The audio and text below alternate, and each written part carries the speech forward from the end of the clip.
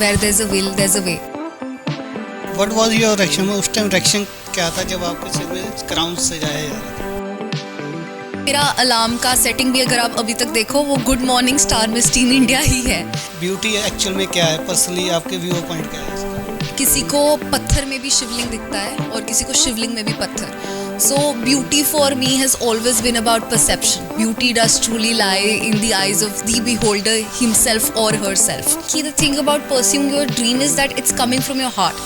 And like I said before, as long as it's coming from your heart, there is nothing that can stop you. नमस्कार दोस्तों, channel 7 में आपका स्वागत है। मैं मनी आज स्पेशल इंटरव्यू करने जा रहे हैं मिस टीनेज 2024 शताक्षी खुराना जी। आइए उनसे ख़ास बातचीत करते हैं उनके जर्नी के बारे में। नमस्कार मैम। नमस्ते। कैसे हो मैम? मैं ठीक हूँ, आप कैसे हो? बढ़िया मैम। सबसे पहले तो बहुत बहुत बधाई हो आपको इस क्राउन को जीतने के लिए। Thank you so much. इसके बारे में थोड़ा बताएं कि कहाँ से बैकग्राउंड ये जर्नी आपकी स्टार्ट हुई, कैसे ये सफ़र आपको यहाँ तक लेकर आया? तो to begin with I would like to quote a very famous saying जो आई थिंक मैंने बचपन से सुनी है, दैट इज़ कि where there is a will there is a वे।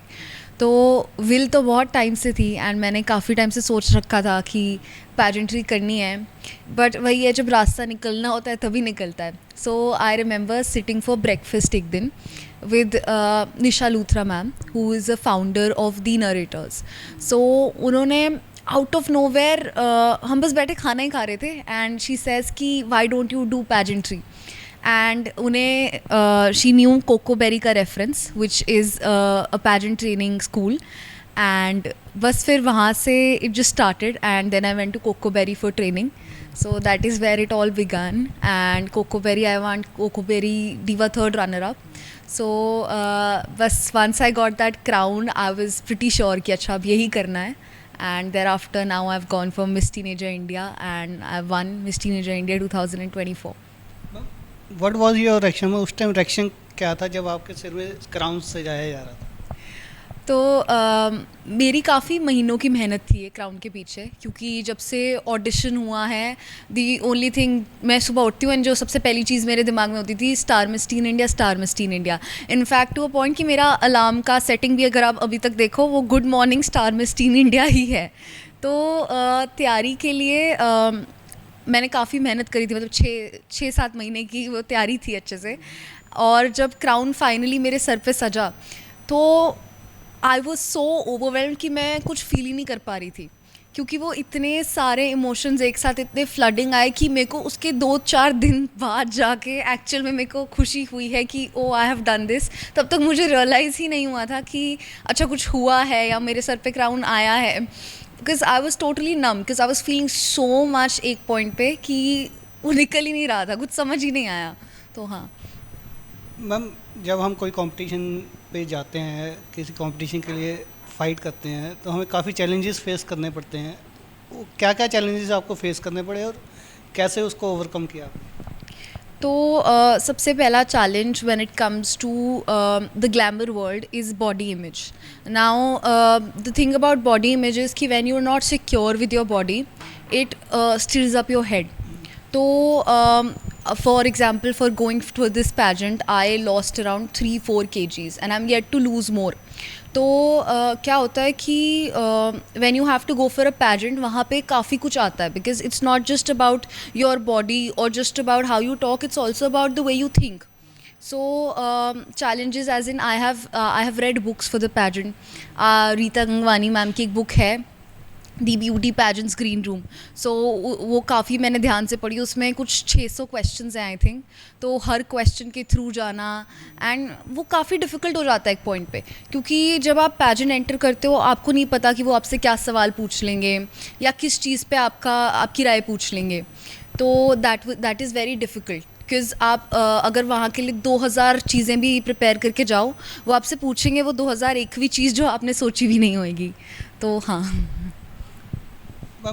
लोग अक्सर कहते हैं कि ब्यूटी का जो मतलब है, लोग समझते हैं कि फेस लुक है या कुछ है। आपकी व्यू पॉइंट में ब्यूटी एक्चुअल में क्या है? पर्सनली आपके व्यू पॉइंट क्या है उसके? So I would like to begin by quoting this one quote in Padmavat, which I say time and again, wherein there's this very beautiful sequel जहाँ पे Deepika comes and she says कि किसी को पत्थर में भी शिवलिंग दिखता है और किसी को शिवलिंग में भी पत्थर. So beauty for me has always been about perception. Beauty does truly lie in the eyes of the beholder himself or herself. And अगर हम beauty का एक मतलब निकालना चाहें तो I don't think universally भी छोड़ो कोई दो लोगों का भी same perception होगा of what beauty is. But when it comes to asking कि what beauty means to me, I think beauty is all about your heart, what you truly are. As long as you're true to who you are beautiful. And for me, I feel like everybody has beauty within themselves and everybody is beautiful. So हाँ. Ma'am एक चीज़ और देखी गई है कि जैसे कि आज की डेट में काफ़ी यंग लड़कियां आगे आ रही हैं, not even in beauty contest, चाहे क्रिकेट स्पोर्ट्स ले लें हम, चाहे कोई और फील्ड ले लें. आपको क्या लगता है जो यंग वुमेन है आज की डेट में सोसाइटी के लिए क्या रोल प्ले कर रहे हैं? I have always been a big believer of the fact that women, that society is shaped by their women. जो औरतें होती हैं वही समाज को शेप करती हैं, वही सोसाइटी को शेप करती हैं, because women are life givers. Life comes through women. And आज की डेट में it's so beautiful to see कि women are coming up not only in pageants but also in sports, in different fields. And I think this was much awaited क्योंकि हम लोग बहुत time से oppressed gender रहे हैं, क्योंकि हमें बहुत ज़्यादा stereotype कर दिया था, एक certain corner में women को धकेल दिया था जहाँ पे उन्हें बोला गया था कि अच्छा आप ये कर सकते हैं, ये नहीं कर सकते. And now to see that women are breaking those barriers and they're not sticking to them, but they're making new they're making new channels for other women to come through. They're breaking whatever the old prejudices are. So that is great. And I would say कि any society is shaped by their women and how their women think and how much liberty has been provided to their women. So yes, I would say it's a beautiful world wherein women are given what they want and women are doing what is close to their heart. Ma'am last time जब आपने press conference की थी, हमने आप बता रहे थे कि आपने कोई ऑर्गेनाइजेशन भी स्टार्ट की है. हम उसके बारे में काफ़ी हमारे चैनल वाले भी इम्प्रेस हुए थे कि इसके बारे में ज़रूर लोगों को डिटेल में बताना चाहिए जो आप ऑर्गेनाइजेशन रन कर रहे हैं. जी, सो स्टार्टिंग से ही I have been very associated with women empowerment. And up recently this year, I've come up with this organization which is called Marriage is Not a Consent, which primarily focuses upon raising awareness about marital rape. Now, rape is still something that our society is aware of. Even though it is behind curtains, people know what rape is. But when you hear the concept of marital rape, people don't even know what marital rape is. Our organization, for this matter, is primarily focused upon raising awareness about marital rape, क्योंकि हमें लगता है कि truly the most dangerous of all problems are the ones जो हमें पता भी नहीं है exist करती हैं. And the most dangerous form of abuse is when the victim does not realize that they have been abused. उन्हें पता ही नहीं लगता ये उनके साथ हो गया, सालों बाद, कईयों को तो सालों बाद भी नहीं पता लगता कि उनके साथ ऐसा कुछ हुआ है. And जब आपका खुद का घर सेफ़ नहीं है तो बाहर की दुनिया का सेफ़ होना तो क्या ही बनता है. So हाँ, that is something we are still working towards. अभी as of now, we are primarily concerned with raising awareness.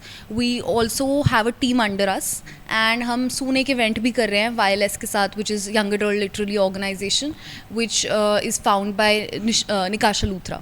So हाँ. मैम यंग गर्ल्स को आप क्या मैसेज देना चाहते हैं जो आपके पाथ में चलना चाहते हैं, उनको क्या मैसेज देना चाहते हैं? The one message that I would like to pass on is a message that that was passed on to me as well.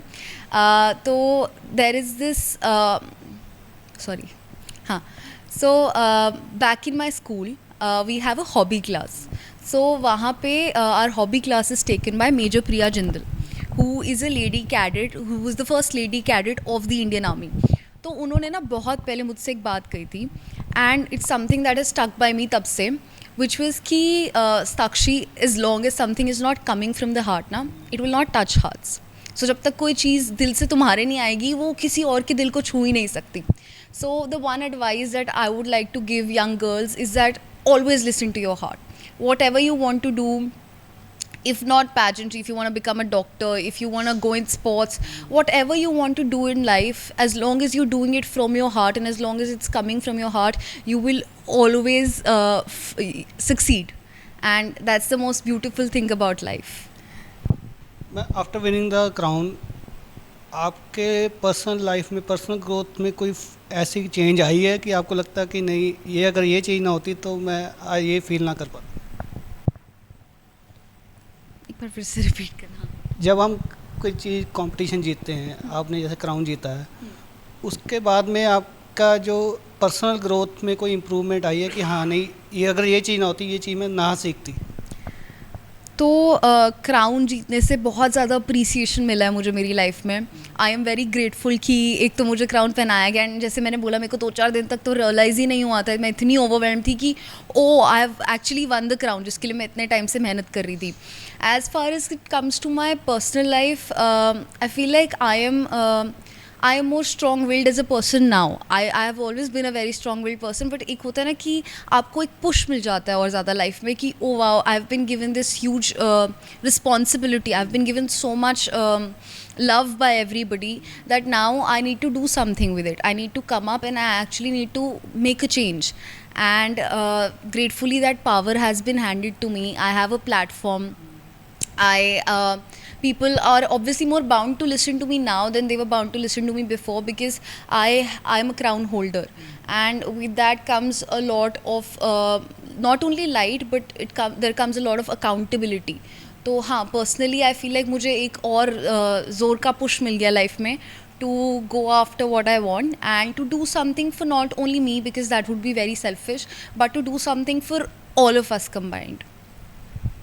Ma'am, आपका फ्यूचर प्लान क्या है? आप आने वाले 5 साल में अपने आप को कहाँ देखते हैं? मतलब कि अब ये हो गया, ये क्राउन डन हो गया, next what's your next step and what's your next 5 year plans कि आप इस जगह पहुँचना चाहते हैं? तो with in the next 5 years I want to have gone for Femina Miss India. Next year I'm competing in Miss Eco-Teen International. Then once I turn 18, because I'm not 18 yet, I want to go for Femina Miss India. I want to represent India, and then by God's grace, if that goes well, I want to go and represent Universe. And as far as it concerns मुझे personally क्या करना है, this is all about my passion. As far as it concerns मुझे personally as a human क्या करना है, जो मैंने अभी organization खोली है, which is Marriage is Not Consent, उसके ऊपर मैं अच्छे से इतना काम करूं कि by the end of 5 years everybody knows what that organization is, and that organization is well established and also it has served its purpose. जिसके लिए हमने वो खोली थी, people are actually made aware, it has actually made a difference in the society. So yeah. आप किसी को, ऐसे शख्स को थैंक कहना चाहते हैं हमारे चैनल के द्वारा कि अगर ये इसकी चीज़ की सपोर्ट नहीं होती, इस बंदे की सपोर्ट ना होती, तो मैं ये जर्नी, ये क्राउन ना कर पाती? मैं बहुत क्लीशे चीज़ बोलने वाली हूँ, बट अगर मेरे को किसी को सपोर्ट करना हो तो सबसे पहले without a doubt I would take my parents name, because to be very honest, जब मैंने ये सोचा था कि ओ पैजेंट्री करनी है, सो निशा लूथरा मैम ने सजेस्ट करा एंड उन्होंने पाथवे भी बना दिया। अब मुझे बहुत डर लग रहा था क्योंकि मम्मा तो मान गए, mama is also very happy with it. अब पापा के पास जाने से पूछने से पहले मुझे ये था कहीं पापा मना ना कर दें या डांट ना पड़ जाए। And the next thing I know is कि पापा is already paying the fee and is like go, and he was the one जो मेरे को बॉम्बे छोड़ के भी आए थे, एंड बॉम्बे से उन्होंने वापस मुझे पिक किया था, and I was just surprised. I was very very very grateful क्योंकि at the end of the day I know so many people around me, so many kids, even though हम बोलते हैं कि oh parents are much nicer now, या you know लोग aware हो गए, लोग अवेयर नहीं हुए हैं। मुझे अपने दोस्तों के बारे में पता है कितने केसेस जहाँ पे उन्होंने कोई ऐसी स्ट्रीम ली हुई है जो उनके पेरेंट्स की मर्ज़ी की है, या अगर उन्हें कुछ करना भी है, कोई एक्स्ट्रा करिकुलर एक कॉम्पिटिशन ही जाना है, वो तक अलाउ नहीं होता। And to have send their child in an industry which is very famous for not having stability and security, to trust your child with their dream, and to have sent them to such an industry जहाँ पे you never know what's gonna happen. You never know. It's like हर दूसरे दिन कुछ ना कुछ change हो जाता है. This is like a forever changing industry. So if I have to thank somebody, it would definitely be my parents, because they have shown unwavering support. उन्होंने एक बार नहीं मुझसे पूछा कि क्यों, why this, why not this, and never once. So they have supported me blindly, and that is one of the reasons I could succeed. That is the reason I succeeded at Coco Berry. That is the reason I won TGPC, and now I won Miss Teenager India. So everything I think I owe, if somebody I have to owe it to, it would be my parents. Ma'am आपने parents की बात की है, school का भी role काफ़ी होता है, क्योंकि आप आई थिंक 12th स्टैंडर्ड में पढ़ रहे हैं, तो स्कूल ने आपको ऐसा कोई रोकने या टोकने की कहा नहीं कि आप स्टडी में ध्यान दें, ना कि इन ऐसे चक्करों में अभी पहले अपनी करियर को देखें, एजुकेशन को देखें, उसके बाद अपना जो आपके पैशन है उसको परस्यू करें? जी, जहाँ तक स्कूल की बात है, जाने से पहले ही मैंने एक प्ले किया था सार्थक नरूला के अंडर. तो वो प्ले में हमारे अच्छे 1-1.5 महीना निकल गया था, और पढ़ाई ऑलरेडी पीछे छूट रही थी. तो जब मैंने स्कूल में जाके लीव के लिए अप्लाई करा, क्योंकि तब तक मैंने ऐसे सबको बताया नहीं था कि मुझे जाना है, तो उस प्ले के बाद जब मैंने स्कूल में जाके अप्लाई करा लीव के लिए, तो मुझे बहुत डर लग रहा था कि हो सकता है मुझे वो लीव मिले ही नहीं, क्योंकि 75% अटेंडेंस का भी वो होता है मार्जिन CBSE में, ऑलरेडी पढ़ाई भी पीछे छूट रही है, अटेंडेंस भी पीछे छूट रही है. तो मुझे बहुत डर था कि हो सकता है मना कर दें, क्योंकि अभी प्ले करा और प्ले में इतने दिन गुजार दिए.